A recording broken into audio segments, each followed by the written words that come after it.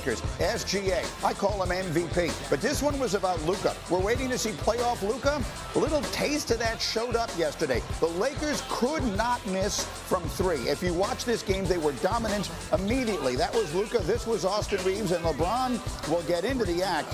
The Lakers, this is the 10th made three-pointer they would have in the first half. Give them a 20-point lead. The lead is still 20. It's Luka. How does he see this? You talk about eyes in the back of your head.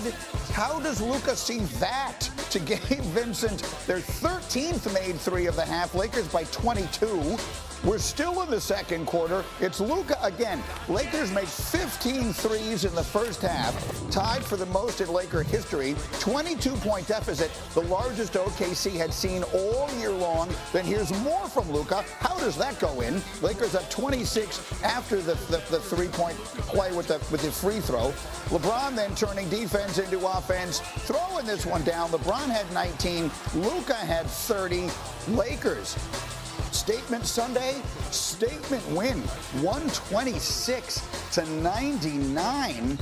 So after the loss against the Warriors on Thursday night, they go out, they beat New Orleans, and now first of back-to-back games they will play against OKC. They deliver this statement. Jay, Will, and Wendy are up with us early this morning. Windman, what are the right things to say about that performance from the Lakers yesterday? It was an absolute perfect day for the Lakers. Everything went as great as it possibly could, not just on the court, but elsewhere in the NBA. One of the things that has been happening for the Lakers, Luka has not had that step back working.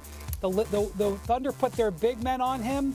He stepped back, started hitting threes over the top of them. It was a historically great three-point shooting day for the Lakers. That delivered that victory. They also did a great job holding Shai Gilgeous-Alexander. No free throws. This is a guy that has led the NBA in free throws this year and last year. They kept him off the line. Perfect. But then it was what happened elsewhere. Unexpected, the Rockets, who had a huge weekend, go into Golden State and win. The Pacers go into Denver and win. What that means is that the Lakers have a 2-game lead in the loss column between third and fourth, and they've got tiebreakers against everybody. They are now in brilliant position, about a 75% chance, according to BPI, to get the 3 seed. They need 2 more wins this week to lock it down. Getting the 3 seed is where you want to be in the West. The Lakers moved, plus what else happened in the NBA today, paved the way for them to get that desired number 3 seed. And then if I could put up A57 to make the point here for Jay Will, Shannon Sharp, as you might imagine, was excited to watch the Lakers win yesterday. Again, if you could throw that up there, he tweeted, Lou Dort, Airport, Seaport, Taylorport, Lakers in 5. Jay Will, what is the right reaction to that performance from the Lakers yesterday? I mean, look, Grinny, on Friday, I was on our show, and I said, if you're going to be somewhat marginal defensively, you have to be prolific offensively for Luka and the Lakers have a legitimate shot to win. That's what Luka was in this game against OKC. He had 22 points in the first half, and his team shot 63% from the field, 55% from the three-point line for the game. These are staggering numbers. They're going to smack any team when they play that way. But look, I highly doubt the Lakers are going to shoot 63% from the field in every playoff game. So let's wait until we get there to actually see the real battle. Yes, I would say if they shoot that percentage, they're going to have a very long playoff run. That said, it was an impressive performance. We're into the final week of the season. Wendy showed you the log jam. Okay, we're just getting started here. Let me tell you what's still coming, because we have barely begun. An epic comeback, an epic collapse. What the actual heck happened to Duke on Saturday night? Jay Will is still absorbing it. We will dive into Saturday Night Plus. Back to Friday. Shedeur Sanders, did he help or hurt his own stock at the Pro Day? What if he slides in the draft? Where does he wind up going? We got 2 Dans, Orlovsky and Graziano on the way. It's Get Up on ESPN.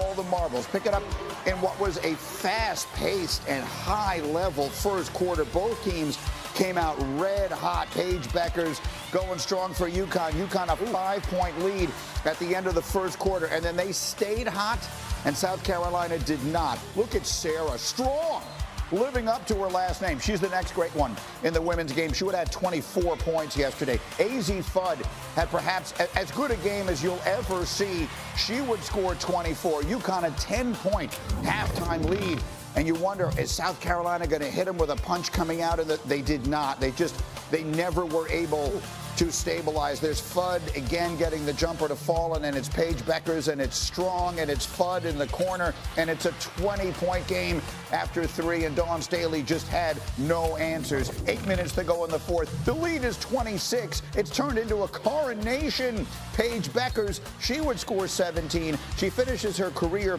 with 477 points in the tournament, the most of any UConn player ever, and the emotional moment between the star and the coach. He got emotional yesterday. UConn turns it on. The 12th national championship in program history. And afterwards, the coach was emotional. I mean, they've all been gratifying, don't get me wrong. But this one here, because of the way it came about and what's been involved, it's been a long time since I've been that emotional when a player has walked off the court. We saw that hug with Paige. All that she's been through, all that she's fought through.